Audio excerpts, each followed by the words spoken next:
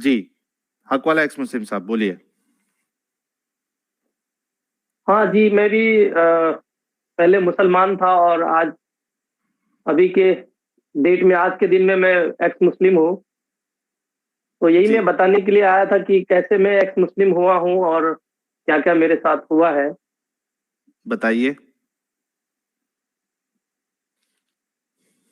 अ, जैसे कि मेरा जो बचपन है वो मैं मदरसे की तालीम में नहीं ले पाया हूँ, क्योंकि मेरे यहाँ पे उधर खासतौर से अभी भी ज्यादा लोग जो है पांचों वक्त की नमाजी नहीं है। खासतौर से लोग, ज्यादा लोग जो है वो जुम्मे के दिन ही नमाज में जुटते हैं। हम्म। और दूसरी बात है कि वहां पर मदरसा वगैरह है नहीं। ओके। तो इसीलिए जो है मैं मदरसे की तालीम से थोड़ा महरूम हूँ। और हम्म। मैं दुनियावी थोड़ा तालीम लिया हूँ। वहां पर हमारे गैर मुसलमान लोगों की थोड़ा क्रेज है। तो लोग हम्म। गैर मुसलमान को देख के मुसलमान लोग जो है वो अपने बच्चों को भी वो दुनियावी तालीम देते हैं। ओके, तो नमाजें वमाजें पढ़ते थे तो आप क्या नहीं पढ़ते थे? नमाजें सिर्फ जुम्मा के दिन पढ़ते थे बस। अच्छा, तो सूर्य वीरे कुछ याद किए थे, अरबी अरबी सीखे हो, पढ़ना वढ़ना क्या नहीं सीखे हो? हाँ, वो थोड़ा थोड़ा तो थोड़ा सा मतलब बचपन में तो याद नहीं होता था जल्दी, ज्यादातर हम स्कूल में ही पढ़ते थे। लेकिन उसी हम्म। में थोड़ा थोड़ा याद करने के लिए, नमाज हमारा ठीक करने के लिए जो है जबरदस्ती नमाज में जमात में भेजा गया था। हम्म। तो कितने सूर्य आपने याद किए थे? अ, जो चार पांच जो सूरह है वो हमने याद किया था सुना दो दो तीन जरा हमें, कौन कौन से आपने सीखे नमाज हैं? के लिए। सबसे पहला तो औज़ु बिल्लाहि मिनश शैतानिर रजीम, बिस्मिल्लाहिर रहमानिर रहीम। अलम तरा कैफ फअल रब्बुका बि अस्हाबिल फील, अलम यजअल कैदहुम फी तज़लील, वअरसल अलैहिम तयरन अबाबिल तरमीहुम बिहिजारतिम मिन सिज्जील फजअलहुम कास्फिन मअकूल। यार वो हमारे वहाँ पे एक मस्जिद में, वो तारवड़ी मस्जिद है कब्रस्तान वाली, उसमें जो तरावी पढ़ाने के लिए जो इमाम साहब आते थे वो ऐसी किरत करते थे यार। उनकी याद याद आ गई मेरे को। और भी कोई सुनाए यार। जी। इन्ना आतैना कल कौसर, इन सानियका हुवल अबतर। मैं काफी एक्चुअली मैं कुछ कुछ भुला गया हूँ, क्योंकि मैं जब से नमाज पढ़ना ये छोड़ दिया गलत हूँ था। तो गलत था। गलत गलत था। मिडिल का लाइन, हाँ मिडिल का मैं लाइन ही गायब कर दिया। हाँ मैं इन्ना मैं अतईना भुला कल गया हूँ, मैं कह रहा कौसर हूँ ना, मैं फसल भुला ली गया। रब्बी का तो भूल गए। हाँ, मैं भुला गया हूँ क्योंकि मैं नमाज पढ़ना छोड़ दिया। जब मैं जमात में गया ना, मैं उसके बाद जो थोड़ा बहुत मैं सीखा था जमात में ही। हाँ। और उसी जमात में मैं 2014 में मैं जमात में जब गया था, तो उसके बाद वहाँ पे फलस्तीन में झगड़ा हुआ था यहूदियों के साथ में। तो उस बीच में बहुत सारा बाइकआउट सब निकला कि भाई यहूदियों के लिए बददुआ करो और उसके सामान का बाइकआउट करो। तो वो सब भी पर्चे हमने हाथ से बांटे उठे, सब बहुत सारा सब चीज किए हैं। और ओके। रो रो के मैं सब लोग मोमिनों के साथ में मैं बददुआ करते थे, और कुरान में कहते थे कि ये दुश्मन है हमारे, मोमिनों का दुश्मन है ये, फलस्तीन को, हमारे मोमिनों को मारते हैं ये सब यहूदी लोग जो है। तो इसके लिए बददुआ करो। तो सारे मोमिन लोग मस्जिद में जो है जमात के साथ में लोग बददुआ करते थे उनके लिए। हम्म। और कुरान में फिर वो सिखाते भी थे कि यहाँ पर जो है अल्लाह ताला ने बनी इजराइल को, कौम को जो है वो यहूदी लोग कौम है। और ये सारी बातें तो मैं कंफ्यूज रहता था कि आखिर क्या बात है कि कुरान में ज्यादातर जिक्र जो है वो अल्लाह ताला जो है बनी इजराइल के बारे में बताता है, मूसा अलैहिस्सलाम के बारे में बताता है। और यहाँ पर कि उनको बददुआ करने के लिए भी मतलब बोलते हैं। तो ये कैसा, मतलब मैं कंफ्यूज होता था। और इस पर मैं जब सवाल करता था कि तोरा जबूर इंजील कहते थे कि मतलब ये बदल गया है, ये अल्लाह का कलाम नहीं है अभी के दौर में, और ये सब जो है वो करप्ट हो चुका है, खराब हो चुका है। और अभी सिर्फ जो है वो सिर्फ कुरान है जिसको हमें फॉलो करना है। अल्लाह के नबी सल्लल्लाहु अलैहि वसल्लम जो है और उनका जो तरीका है, जो दीने हदीस में जो तरीका बताया गया है, तो इस चीज को हमें फॉलो करना है। और सारे दुनिया में हमारा सबसे अच्छा जो नबी पाक सल्लल्लाहु अलैहि वसल्लम जो है आखिरी नबी है, और इन्हीं के तरीके पर जो हम चलकर जन्नत में हम जा पाएंगे और हमारा जो है अल्लाह हमसे खुश रहेगा जब हम अब नबी करीम सल्लल्लाहु अलैहि वसल्लम के तरीके पर चलेंगे और अल्लाह के हुक्म को हम मानेंगे। तो सवाल जी। मेरा यहीं से मेरे जहन में आया कि जब हम उनको बद्दुआ देते हैं तो और ज्यादातर जिक्र जो है वो कुरान के अंदर में बनी इजराइल के बारे में है। मूसा अलैहिस्सलाम जो है डायरेक्ट अल्लाह से बात करते थे, तो मेरा दिल नहीं करता था कि बद्दुआ दूं मैं उनको, क्योंकि कुरान के अंदर में वो लोग जो है हमारे इमाम लोग जो है वो सब बताते कि अल्लाह ने उनको सबसे ज्यादा जो है मतलब फिरौन के यहाँ से निकाल के लेके आया उनको, उनको जो है जन्नत जन्नत में से उनको जो है मन्ना खिलाया और काफी ज्यादा उनको सपोर्ट दिया, काफी ज्यादा उनको बढ़ाया, हर चीज किया। तो मेरा दिल जो है मैं डरता था कि मैं उसको बद्दुआ ना दूं। और यही बात है कि वहां से मैं फिर सोचने लग गया कि आखिर ऐसा क्या है कि मतलब जो है बद्दुआ करने के लिए उनको सिखाया जाता है, हम लोग को जो है फोर्स करता है, और मेरा दिल ये बद्दुआ देने का जो है नहीं करता था। और इसी से मैं थोड़ा सा आगे हट के मैं सोचने लग गया था कि आखिर जो हम लोग का कौम है ये दूसरे कौमों से जो है ये नफरत करना क्यों सिखाता है। दूसरे हमारे जो कहते हैं कि अल्लाह की किताब है, ये 4 किताब है, तोरा, जबूर और इंजील है। और हम जो क्या बोलते हैं यहूदी लोग हैं और ये नसारा लोग हैं, ये हमारा सबसे ज्यादा खास दुश्मन है और सबसे हमको जो है किताल करना है, सबको हमें जो है मतलब ये लोग जो है अल्लाह की किताब को बदल दिया है। तो ये सारी बातें जो है जमात में जाके हमको जो है सीखने के लिए मिला, ये सब बातें। तो इनके ऊपर जरा हमको मतलब दिल में सवाल सबको सुबह पैदा होने लगे कि कुरान के अंदर में अल्लाह खुद मतलब जो है इसके बारे में ज्यादा जिक्र करते हैं। ईसा अलैहिस्सलाम के बारे में जो है सूरह मरियम के अंदर में जो है ईसा इब्ने मरियम के बारे में जिक्र करता है कि अल्लाह ने उसको जिंदा आसमान में उठा लिया और अभी तक वो जिंदा है और उसके कौमों को मतलब उनके कौम के लोगों को जो है कह रहा है कि मतलब बद्दुआ देने के लिए। तो ये सारी बातें जो है यहीं से मेरा सवाल उठा। मैं 2014 के बाद जैसे मैं 2 बार जमात में गया, चिल्ला लगाया 2 बार में, तो यहीं से मेरा सवाल जो है उठना शुरू। जी 2 बार मैंने चिल्ला लगाया हूँ। ओके, चिल्ला लगाना यानी 40 दिन लगाना गाइस, ये देवबंदी अपना तबलीगी उसमें ये टर्म चलता है 3 दिन चिल्ला और ये 4 महीना। तो चिल्ला लगाना मतलब 40 दिन की इन्होंने 2 बार जमात में ये अपना वक्त दे चुके हैं। जी आगे बोलिए। साहिल भाई मैं उसके बाद से मैं जब जी 1 मिनट मैं चिल्ला के बाद से जब मैं आया।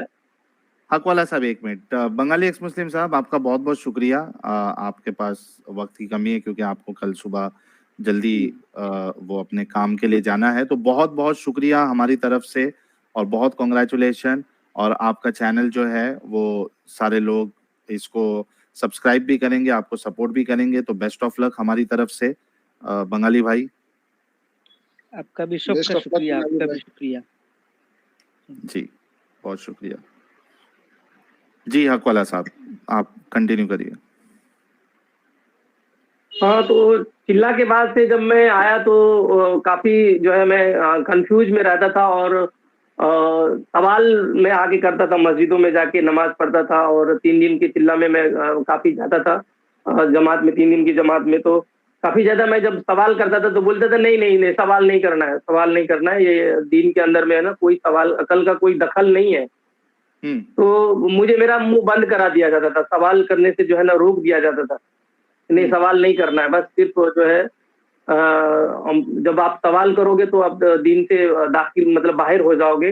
अब आपको दीन में रहना है, इस्लाम के ईमान के अंदर में रहना, आपको काफिर नहीं बनना है। तो सवाल करने से रोका जाता था हमेशा, बार बार। जब मैं एक्चुअली वहाँ पे जो इमाम हमारे होते थे नमाज पढ़ने के लिए हमारे गांव में, और उसके बाद जो लोग भी जब कभी भी जलसा होता था तो बड़े बड़े मौलवी मौलाना हजरात लोग आते थे, तो उस जलसा में भी मैं जाके तो शिरकत करता था और मैं जब पूछता था, सवाल करता था, तो सवाल मेरा नहीं लिया जाता था। जी। फिर उसके बाद जो है मैं काफी मायूस में हो गया था कि मैं एक्चुअली क्या है मेरा दीन, ये जो अगर मेरे अंदर अगर कोई सवाल है दीन को लेकर के, तो ये सवाल का जवाब मतलब मुझे मिलता क्यों नहीं है और ये लोग देना क्यों नहीं चाहते हैं। ये तो बड़े बड़े मौलवी मौलाना हजरात लोग हैं, मुफ्ती है और ये सब आलिम लोग हैं, तो ये सब सवाल अगर मैं करता हूँ तो ये सवाल का जवाब क्यों नहीं देना चाहते। तो उसके बाद तो फिर मैं और ज्यादा जो है वो सोचने लग गया, मजबूर हो गया सोचने पे कि आखिर ये लोग सब जानते हैं, मैं तो नहीं जानता हूँ, दुनियावी इल्म हासिल किया हूँ, मैं तालीम हासिल किया हूँ, ये लोग सारे चीज जानते हैं इस्लाम के बारे में, सब कुछ पता है इनको, लेकिन फिर भी ये लोग सवाल का जवाब जो है वो मतलब और उल्टा घुमा घुमा के ये लोग सिखाते थे कि दिन की अच्छी अच्छी बातें जो है वो बताते थे। लेकिन ये जो ईसा अलैहिस्सलाम के बारे में और मूसा अलैहिस्सलाम के बारे में कहते हैं कि वो सब किताबें जो है वो सब खराब हो गई है और वो सब किताबों के अंदर में जो है अल्लाह कहता है कि ये सब ने तब्दीलियां ले आई हैं, बदल दिया है, इसलिए वो सब किताब के ऊपर जो है ध्यान नहीं देना है, उस सब किताब के ऊपर जो है आपको नहीं पढ़ना है। आज के दौर में जो नबी अकरम सल्लल्लाहु अलैहि वसल्लम के ऊपर में अल्लाह ने कुरान नाजिल किया है, तो यही कुरान जो है और यही दीन इस्लाम हक है और इसी को आपको फॉलो करना है, इसी के ऊपर चलना है। जी। तो मैं दिमाग में ये सोचता था कि अल्लाह ने जब वो तोड़ा भेजा, जबूर भेजा, इंजील भेजा, तो सबसे पहला मेरा जो सवाल बना कि ये कि जब वो तोड़ा अल्लाह ने दिया मूसा को और जबूर दिया हजरत दाऊद अलैहिस्सलाम को, मूसा अलैहिस्सलाम को तोरा दिया और इंजील जो है ईसा अलैहिस्सलाम को दिया, तो ये सारी की सारी किताब तो अल्लाह ने नहीं दिया ना, तो फिर यहाँ पर तब्दीलियां कौन करता है यहाँ पर, इस दुनिया में कौन अल्लाह से बड़ा कौन है जो मतलब उसको बदल दे सकता है, उसको तब्दील कर सकता है। जब हमारा अल्लाह जो है वो सुपर पावर है, सुप्रीम है, सबसे ऊपर है, आला है, तो उसके मर्जी के खिलाफ कौन कर सकता है। तो ऐसा तो कोई हो नहीं सकता है ना, इसका मतलब है कि अल्लाह से कोई भी बड़ा है। जो इंसान बदलता है उनके कलाम को जो बदल देता है, इसका मतलब यही है ना, उसके कलाम को अगर कोई बदल दे तो अल्लाह से भी कोई बड़ा है वो। सही। तो ऐसे ऐसे सवाल मैं जब करता था तो मौलवी मौलाना लोग जो है मुझे काफी डांटते थे और काफी मुझे जलील होना पड़ता था, मतलब रुसवाई का सामना करना पड़ता था। कभी कई बार मैंने मार खाने का नौबत आ गया था, लेकिन लोग मुझे बचा लिए थे और बोलते थे कि तुम जो है सवाल मत किया करो। हाँ। उसके बाद से धीरे धीरे मैं सवाल पूछना मतलब छोड़ दिया था और अंदर ही अंदर फिर मैं मायूस होके फिर मैं नमाज वमाज पढ़ना भी, मैं जमात में जब कोई बुलाते थे जबरदस्ती में 2 बार मैं जमात में इसीलिए गया था कि ताकि वो लोग कहते थे कि नमाज पढ़ना कम से कम सीख लो और ला इलाहा इल्लल्लाह मोहम्मद रसूलुल्लाह कलमा पर भी तुम्हारा जो है अगर ये अंतिम, क्योंकि कभी भी इंसान मर सकता है, तो तुम ये कलमा पढ़ के तुम तो अल्लाह के सामने में तुम मोहम्मद अकरम सल्लल्लाहु अलैहि वसल्लम के जो उम्मत बन के तो तुम वहां पे खड़े रहोगे, तो कभी जन्नत ना में तो कभी जा जन्नत पाओगे। मिल जाएगी। राय के हाँ, कभी राय न कभी के तो दाने बराबर भी ईमान रहा तो अल्लाह उसे जन्नत जरूर देगा, ये तबलीगियों का फेमस डायलॉग है। हाँ, तो यही इसीलिए जबरदस्ती जो है 2 बार जो है जमात में मुझे भेजा गया। उसके बाद जब जमात वाले आते थे तो मैं दूर हो जाता था और मैं उन लोग से मैं काफी अलग उसी टाइम से मैं रहना शुरू कर दिया था। उसके बाद फिर मेरा शादी वगैरह हो गया, उसके बाद से फिर मैं दुनिया बना लिया इन सब चीजों से और अंदर ही अंदर रहता था। सबको ज्यादा मैं मतलब खुल के नहीं बोलता था कि मैं इस सब चीजों पे ज्यादा भरोसा नहीं रखता हूँ, ईमान नहीं रखता हूँ इस सब चीजों पे। और उसके बाद से मैं जो है अंदर ही अंदर में इन सब चीजों में मैं काफी, फिर उसके बाद जो है मैं खोजता था कि ये तोरा कहाँ मिलेगा मुझे पढ़ने के लिए, ये जबूर कहाँ मिलेगा, इंजील कहाँ मिलेगा। तो ये सब मैं पूछता था मौलवी मौलाना हजरत लोग की कि अभी जो तोड़ा मुझे चाहिए पढ़ने के लिए तो क्या आप मुझे दे पाओगे। तो बोलते थे नहीं नहीं नहीं नहीं नहीं, वो तोड़ा की बात ही मत करो, कुरान पढ़ो, कुरान में जो लिखा है वो सही है, तोड़ा गलत है। तोड़ा जबूर और जो ये इंजील है ये सब करोगे, थोड़ा थोड़ा मांगोगे तो आपको ही तोड़ देंगे वो लोग। हाँ, उससे मैं दूरी बना के जो है मैं रखा अपने आप को, उन सब चीजों से अलग रहा। और जब मेरा शादी होने के बाद मैं काफी अलग हो गया और जब मैं लोग कहते थे कि यार इसको जमात में भेजा तो ये आप मतलब अच्छा होना चाहिए, उल्टा ये खराब हो गया, ये जमात से भी नहीं जुड़ता है, ये सारा चीज जो है वो उल्टा सीधा जो है सवाल करता है, इसको क्या हो गया है, पता नहीं इसको, मतलब कुछ तो हो गया है ये। हाँ। तो मैंने बोला नहीं भाई, मेरे अकल में ये जो है ना, अकल शरीफ में मुझे ये चीज जो है मतलब समझ में आता नहीं है। मेरा अकल शरीफ पता नहीं अल्लाह ने कुछ अलग ही ढंग से बना के रखा है, तो मेरे अकल शरीफ में ये सब चीज जो है वो फिट नहीं बैठता है। तो मैं काफी बहस करता था मोमिनों से, और मुझे जो है काफी जो है मतलब विरोध का सामना करना पड़ता था, और मैं इन सब चीजों में मैं पढ़ना नहीं चाहता था। तो इसीलिए लिहाजा मैं उन लोगों से ज्यादा मैं बात नहीं करता था और अपने आप को अलग रखता था। तो फाइनली आपने और इस्लाम कभी छोड़ा फिर? दिल में तो वहीं पे मैंने मतलब सोचा कि भाई ये सब चीज सही नहीं है। उसके बाद फिर आगे जाके जब मैं हदीस उदीस सब जब मैं सुनने के लिए मुझे मिला, जब मैं हदीस के बारे में मैं जाना, तो काफी मुझे जो है वो बहुत खराब लगा कि वो माँ आयशा के बारे में इतनी अच्छी अच्छी बातें जो है बताया हमारे जो है मौलवी हजरात ने कि वो पूरे उम्मत की माँ है और ये है वो है सारा चीज। लेकिन उनकी शादी की बार जब बात आई कि वो 6 साल की उम्र में उनका जब शादी हो गया, मतलब चाइल्ड मैरिज हो गया, तो काफी मुझे अजीब लगा कि जिस अकरम सल्लल्लाहु अलैहि वसल्लम का मोहम्मद सल्लल्लाहु अलैहि वसल्लम को पूरे दुनिया का बताया जाता है कि खालिक कायनात ने अल्लाह ने उनको आखिरी नबी के बना के भेजा, और वो पूरे दुनिया के लिए एक रोल मॉडल है, क्या बोलते हैं उसको, रोल मॉडल है।